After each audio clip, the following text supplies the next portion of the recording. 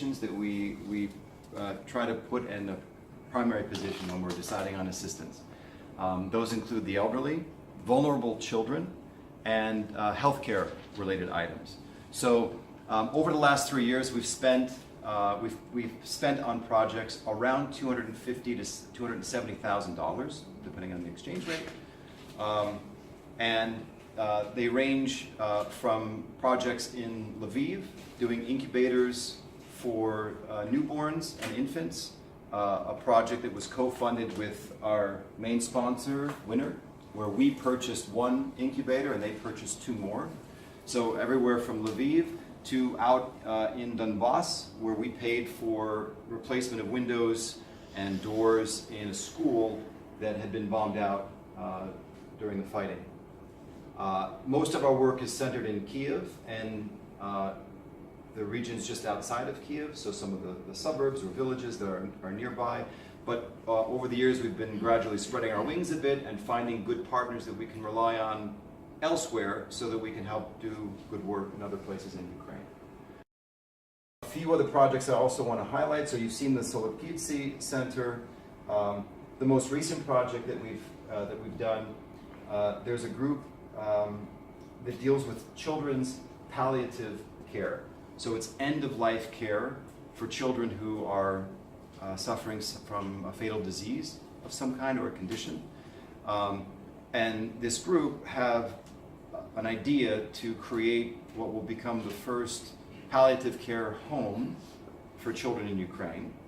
We then stepped up and provided them with a first kit of mobile medical devices that they can take and as a team and travel on site to help children who are suffering, to help them in their homes, providing them comfort and support and medical care as they need it. So we spent about 450,000 hryvnia to set up their first.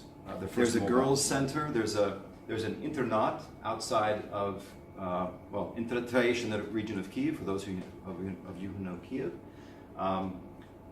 There is a center for girls who are teens. They're transitioning out of the center, and this center was created to give them an independent living space and to provide them skills, independent living skills, and really intensive assistance and care.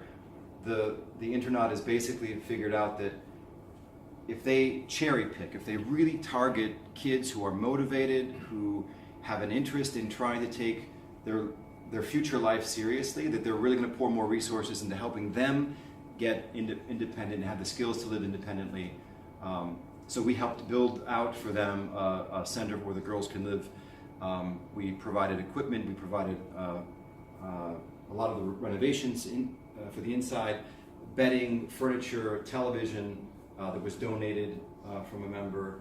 So we do various things, but as I mentioned, they're targeted in 3. We have paid for them now to give them the opportunity to learn life skills that will allow them to live independently. So they're learning things that when they move on will allow them to live on their own a bit. So some sort of hardcore life skills. We in total committed around 450,000 hryvnia to the construction of the space, the reconstruction of the building, and then the build out itself. So far, this is all the work that's been done. Most of it is complete. There's a little bit that's left to be done and the final payments to be done. So probably by the next meeting or within a couple or a few, when all that is finished, we can do a site visit, provide you with the finished photos, the finished details of that.